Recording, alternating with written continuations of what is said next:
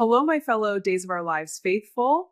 Oh, friends, if you're a longtime watcher like me, you know that this show has a way of ripping our hearts out and stitching them back together with the thinnest of for hope. We've cried over weddings that turned to funerals, over betrayals that somehow led to forgiveness, and over loves that burned so bright they left scars on our souls. But today's one of those days that hits different. Because on Tuesday, February 17th, we said goodbye to Billy Flynn as Chad DiMera. And let me tell you, it wasn't just a goodbye, it was a gut punch of an episode that reminded us why we've been glued to our screens for decades. If you haven't watched yet, and honestly, what are you waiting for? Pause right here, fire up Peacock, and come back. Because what I'm about to unpack is the kind of emotional roller coaster that only Days of Our Lives can deliver. This wasn't just Chad packing his bags and heading out of town. This was the end of an era. Over a decade of Billy Flynn breathing life into one of Salem's most complex, tortured, and ultimately heroic men. And on that final day, the show gave Hyman the send-off he deserved. Dramatic, poignant, tear-soaked. The kind of episode that'll have you reaching for tissues long after the credits roll. Let's set the stage, shall we? For those who've been living under a rock or just binging the classics, Billy Flynn stepped into the role of Chad DiMera back in 2014, and from the very first scene, he owned it. This wasn't some fresh-faced newcomer trying to fill shoes. This was a man who brought layers to Chad that we didn't even know we needed. The brooding DiMera heir with a heart of gold buried under layers of family trauma. The man who fell madly, desperately in love with Abigail Deveraux, sweet, fiery Abby, the light to his perpetual darkness. Their story was the stuff of soap legend: kidnappings, presumed deaths, secret babies, mind control, and more twists than a Salem alleyway at midnight. Through it all, Billy made Chad feel real, flawed, human. The kind of character you rooted for even when he was making the worst decisions imaginable. And now, he's gone. At least in this iteration. Chad's exit was announced months ago, but knowing it was coming didn't make February 17th any easier. The episode that streamed on Peacock that Tuesday wasn't just Billy's last day, it was also the final appearance for the young actors who brought Thomas and Charlotte to life. Carrie Christopher as Thomas and Autumn Gendron as Charlotte. Talk about a triple gut punch. These kids have grown up on our screens, stealing scenes left and right, and watching them say their goodbyes. It felt like the end of a chapter for the whole DiMera family. But let's dive into the episode itself, because oh boy, did the writers pull out all the stops. From the opening frame to the final fade-out, it was pure, unadulterated soap opera gold layered with nostalgia, heartbreak, and that signature Days of Our Lives hope that flickers even in the darkest moments. The day begins with Chad in the DiMera mansion, but it doesn't stay there long. He's decided to take Thomas and Charlotte to Arizona for a fresh start. A temporary one, the show teases, and we all know what temporary means in Salem. Hello. Recasts, but for now, it's a much-needed escape from the chaos that's been swirling around them.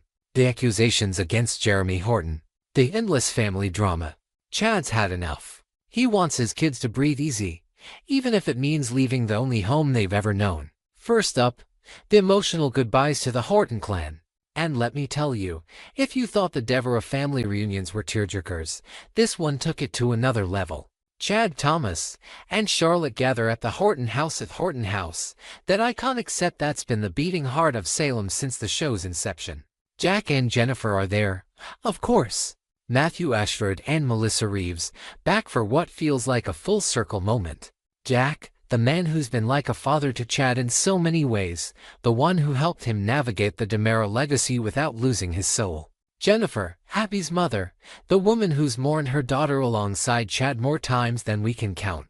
The scene unfolds slowly, deliberately, like the show knows we need time to feel every single beat. Thomas, ever the protective big brother, clings a little tighter to his dad's hand as Jack kneels down to eye level. "You're gonna be okay, kiddo," Jack says, his voice cracking just enough to break us all. Arizona's got sun and adventures, but remember, Salem's always here when you need it.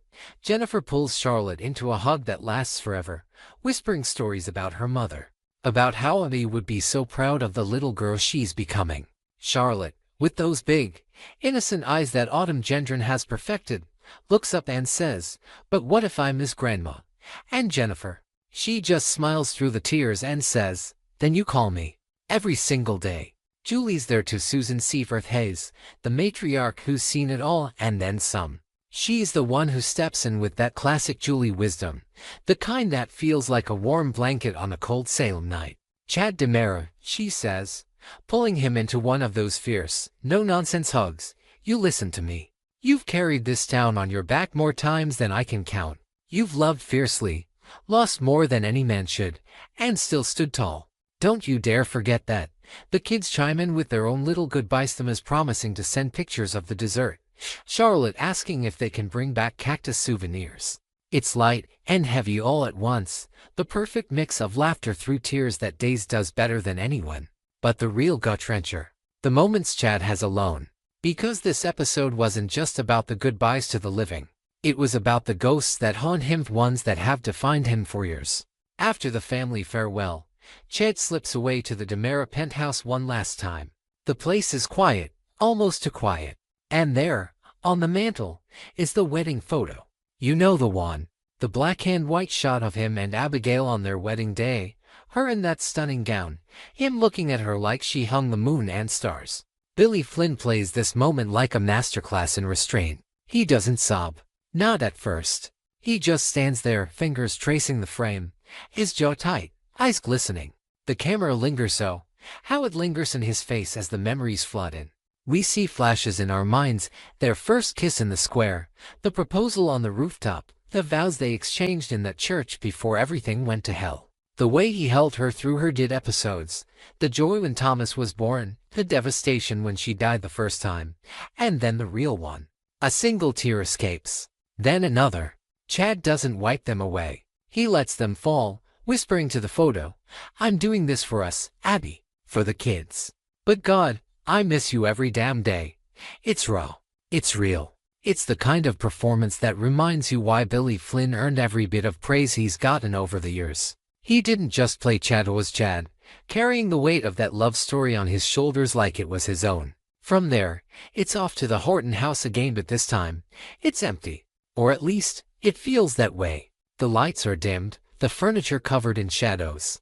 Chad stands in the living room, the one where so many Hortons have gathered for holidays and heartbreaks. He takes one last, long look around. The camera pans slowly, the Christmas ornaments still up from last year, the photo wall with generations of faces staring back, the kitchen where Maggie's famous lemon bars were always waiting. It's a love letter to the set, to the history, to everything this house represents. Chad's voice is barely a whisper. "This place, it saved me more times than I can count." And then he turns, walks out the door, and doesn't look back. But we know he does, in his heart. We all do. And final, it's cemetery. All fans, if you thought the wedding photo hit hard, this one shattered us. The sun is setting over Salem, casting long shadows across the graves. Chad walks the familiar path to Abigail's headstone, Thomas and Charlotte trailing behind, holding hands like they know this is sacred ground. He kneels down, pulls something from his pocket, a small heart-shaped candy, the kind Abby used to sneak into his briefcase on bad days.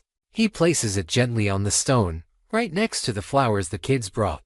"Mommy would want you to have this," he tells them, voice thick. Thomas, trying so hard to be the man of the house, says, "Ed, is she really watching us?" And Chad, he looks up at the sky, at the fading light, and nods. "Every day, buddy, every single day." Charlotte lays her head on his shoulder, and for a moment, the three of them just sit there in silence. The wind picks up, rustling the leaves, almost like Abby's sending a sign. Chad stands, pulls his kids close, and says his final words to the love of his life, "I'll carry you with me, always, until we meet again." The episode closes on that magic of Thomas and Charlotte walking away from the cemetery, suitcases in hand, heading toward a new chapter in Arizona. But not before one last shot of the DiMera mansion, the Horton house, the square, all the places that made Chad who he is. It's bittersweet perfection. The show knows we're mourning, but it also plants those seeds of hope. Chad's coming back. The role's been recast with Connor Floyd, and Thomas and Charlotte will have new young actors stepping in. It's not the end. It's a pause. A deep breath before the next storm. As I sit here, rewatching clips and ugly crying into my coffee, I can't help but reflect on what Billy Flynn brought to Days of Our Lives. He didn't just play a leading man. He played a survivor, a father, a man who learned that love isn't about perfection, it's about showing up, even when it hurts. His chemistry with everyone from Marcy Miller's Abigail to the rotating cast of love interests was electric. But it was his quiet moments, the ones where Chad was just broken, that stole the show. The way he'd stare off into the distance after a nightmare, the subtle tremble in his voice when he talked about losing Abby, the fierce protectiveness he had for his kids. Billy made us feel it all. And the fans. We're devastated, but we're also grateful. Social media's been blowing up with tributes thankfully trending for days. Fan edits of Chad and Abby's greatest hits racking up millions of views. People sharing stories about how Chad's resilience got them through their own tough times. How his love story gave them hope. That's the magic of this show. It's not just entertainment. It's family.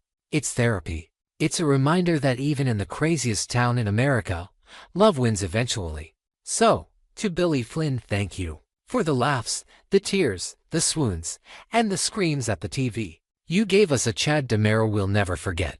To Carrie Christopher and Autumn Gendron, you two were absolute stars. Thomas and Charlotte grew up before our eyes, and you made them feel like our own kids. We can't wait to see what's next for all of you. And to the fans, hang in there.